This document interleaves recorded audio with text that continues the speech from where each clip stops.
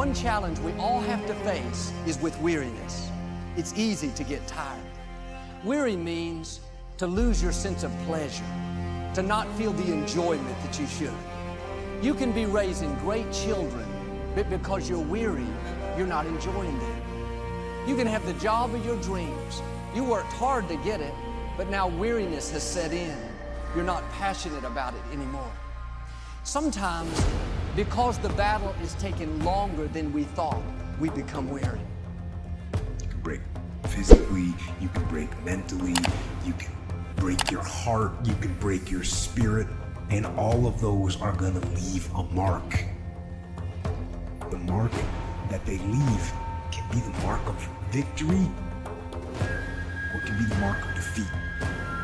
It is staying with the breaking that produces the blessing. It is not what you go through that determines where you end up. It's who you listen to. And I pose this to you. The question was, where have you been? Why are you here? And where are you going? And that's what I ask you. Where have you been? Where have you been up to this point? You look at your life. You look at what you produce. Is it giving you what you want? Are you living on purpose? Are you living your dream? Are you acting on your ideas? Are you doing all you can do? Have you gotten comfortable? Are you procrastinating? Are you evading your own greatness? Are you surrounding yourself with people that can nourish you? Are you challenging yourself? Are you experimenting? Are you learning something different? Is your life an adventure or is it boring? Imagine if you got what you want every time. No struggle, no hard work, no challenges, no hard work required. Some of you are saying that would be great. You would be weak. And then when something hard comes up in your life, you wouldn't know how to handle it. Because you have never gone through anything that strengthens you. You cannot grow without struggle. You cannot develop strength without resistance, without challenging yourself, without struggle. Think about your own life. I know there have been areas in your life where some point in time you just shifted and you raised the standard and your life changed. Because whatever people have their identity attached to, they live. We live who we believe we are. Self-confidence also comes from the ability to rise above your circumstance. To rise above what happened, the petty little things, the discouraging things that would sink everyone else's ship except you. It would cause someone else to quit early in the day, but you keep going. That kind of willingness to overcome all circumstances. Your why is gonna push you when you can't push yourself. When you wanna quit and give up, your why is gonna give you that edge you need, that advantage you need, that lift that you need to get to the next level. Your why. If you want to begin to make this stuff happen for you, I think that it's very important that you start trusting yourself. Listen to yourself. Listen to that still small voice within you. What is important is that you don't let yourself down. Have inner integrity. If you tell yourself you will do something, do it. If you try and fail, try again. Yes, we're tired. Yes, we're hungry.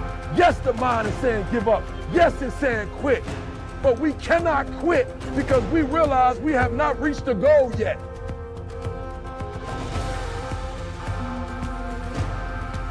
No one said that the path is going to be easy. And it's not. We know life is rough and we know there will be pain, and whether that pain is at the hands of an enemy or at the hands of nature or time or disease, there will be pain. That's the way life is.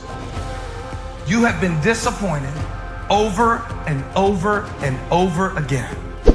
And every time you try, nobody notices.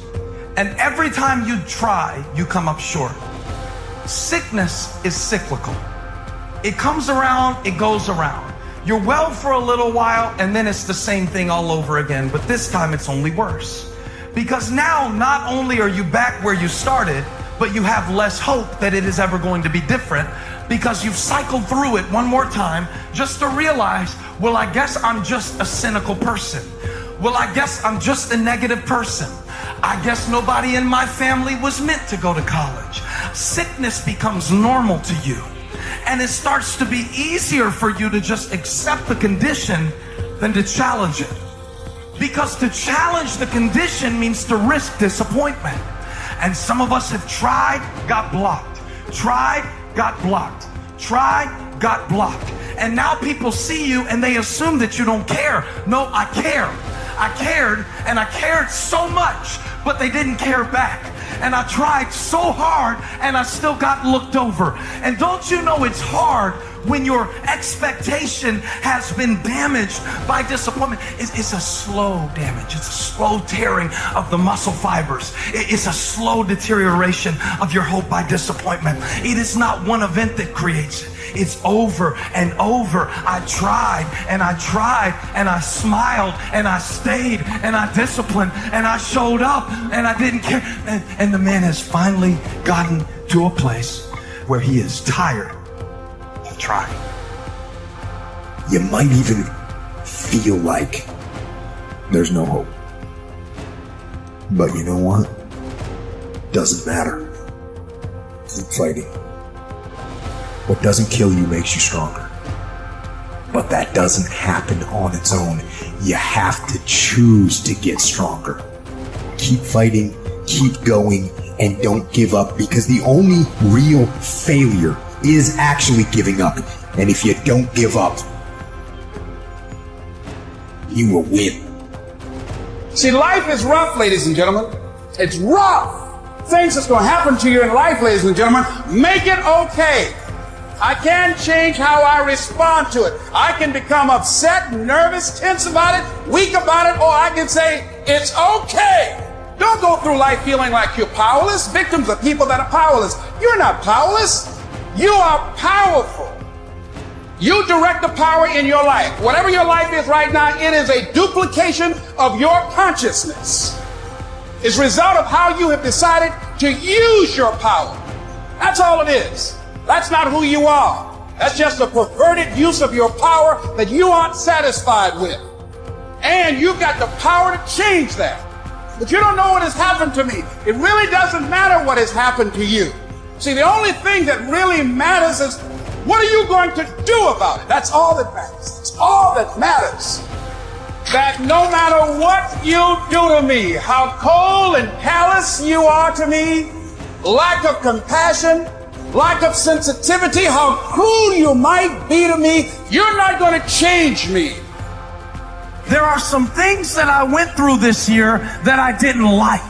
There are some things that I went through this year that hurt. They hurt like hell. I'm not saying that I would have chosen them if I had had the opportunity.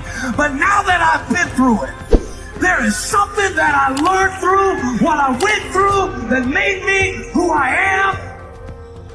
There's a purpose for it. I'm not a hostage.